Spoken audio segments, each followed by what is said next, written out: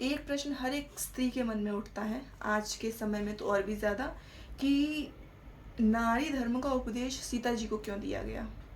ये उपदेश राम जी को भी तो देना चाहिए था, कि अगर उन्हें नारी धर्म का उपदेश दिया गया है तो राम जी को पुरुष के धर्म का उपदेश दिया जाना चाहिए था।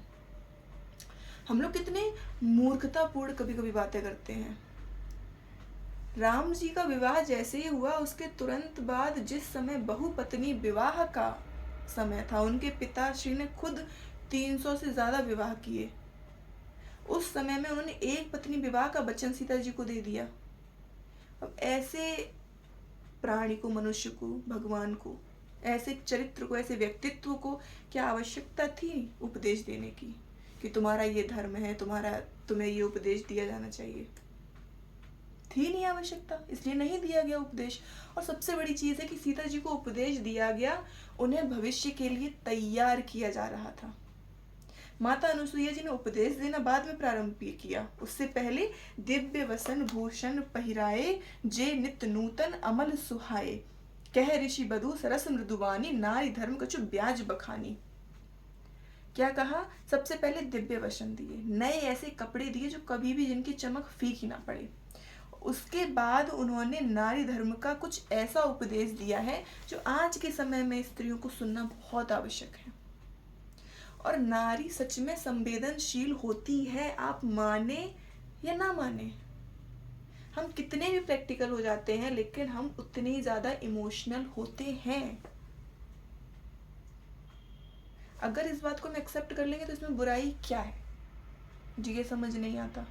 यहाँ पर सीता जी को उपदेश देने का मतलब था कि भविष्य में रावण तुम्हारा हरण करके ले जाएगा। अगर ये उपदेश सीता जी को नहीं दिया जाता तो वो रावण की शरण तुरंत के तुरंत ग्रहण कर लेती, डर जाती। वो इतनी कोमल थी सीता जी। समझ में आ रही है बात? स्त्री को जब घर से बाहर निकालना हो, ये घर से बाहर निकालने का कि तुम कुछ करो जाकर के समाज के लिए, तो स्त्री सबसे पहले पता क्या कहती है? फिर परिवार को कौन संभालेगा? उसके मन में पहला प्रश्न ये आता है, परिवार कौन देखेगा?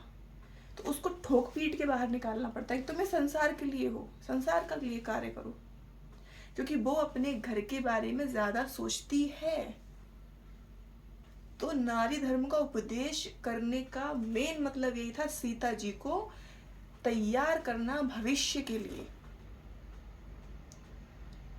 रावण की शरण में जब सीता जी गई, रावण ने जब अपहरण किया, तो यहाँ पर सीता जी ने कहा, रावण ने कहा कि तुम एक बार मेरी तरफ देखो तो। एक इसमें चौपाई भी आती है, बहु विधि खल सीतई समुझावा, सुंदरकांड में, श्याम दाम भय भेद दिखावा, कह रावण सुमुखी सयानी, मंदोदरी आदि सब रानी, तब अनुचरी करऊं पन मोरा, एक बार बिलोक मम ओरा। मेरी तरफ एक बार देखो, जितनी भी ये रानियां दासियां तुम्हें दिखाई दे रही हैं, तुम्हारी शरण में सब डाल दूंगा मैं। सीता जी ने क्रोधित होकर जवाब दिया और पूरे स्वाभिमान के साथ जवाब दिया, कहा कि अस मन समुझ कहत जान की, खल सुध नहीं रघुबीर बान की। क्या कि तुम्हें मेरे श्री रघुबीर के बाण की कोई डर ही नहीं है? डरो उनके बाण से। और तुमने मेरा हरण चुपचाप किया है। अगर कायर ना होते तो तुम मेरे पति के सामने मुझे लेकर के आते, बिना युद्ध किए तुम लेकर के आए, तुम चोर हो। कहाँ से आया सीता जी के अंदर इतना साहस? अनुसुईया जी की चौपाइयों से। अनुसुईया जी ने जो बातें कही, क्या कही? कि नारी की सबसे बड़ी परीक्षा कब होती है? धीरज, धर्म, मित्र और नारी, यानी कि धैर्य, धर्म, मित्र और स्त्री, इन चारों की परीक्षा आपद काल परीक्षियां चारी। कि सीता, एक समय ऐसा आएगा जब तुम्हारे साथ में कुछ गलत घटित हो रहा होगा, वही आपदा का काल होगा। वहां पर तुम्हारी असली परीक्षा होगी। कहाँ? जब तुम्हारा हरण हो जाएगा।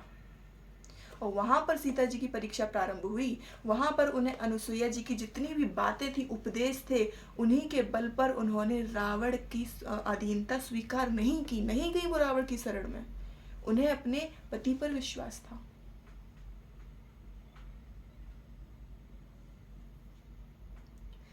तो अनुसुईया जी का उपदेश ऐसे ही नहीं दे दिया गया, पृष्ठभूमि तैयार की गई, उसके बाद जो कार्य है वो किए गए, और फिर सीता जी का काम आया, तब अनुसुईया जी का ये उपदेश काम आया सीता जी के। अगर ये उपदेश ना दिया जाता तो अब माता सीता कितनी सशक्त नारी हैं ये किसी ने नहीं सीखा।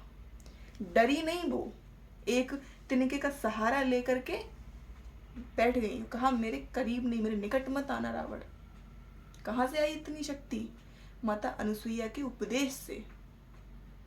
आपको क्या लगता है कि राम जी और सीता जी कोई अलग हैं? दो व्यक्ति हैं, दोनों एक ही हैं, कोई अलग नहीं है। उपदेश राम जी को दिया जाए चाहे माता सीता को दिया जाए, बराबर है। इसलिए पहले चरित्रों को समझिए, चरित्रों की बातें क्या कही जा रही हैं वो समझिए, कौन सा चरित्र कहाँ जाकर के कौन सी क्रिया करेगा वो समझिए। हम वो नहीं समझते, सभी की सभी बस आज की जो प्रैक्टिकल स्त्रियां हैं, सो कॉल्ड प्रैक्टिकल, उन लोगों को लगता है कैसे हम प्रश्न उठा दें। अपना प्रश्न करिए, कोई दिक्कत नहीं है, लेकिन समझने का तो प्रयास करिए कि किस परिप्रेक्ष्य में कौन सी बात कही जा रही है। ना तो माता सीता पर आपको टीका टिप्पणी करने का अधिकार है, और ना ही माता अनुसुईया पर आपको टीका टिप्पणी करने का अधिकार है। समझ में आ रही है बात?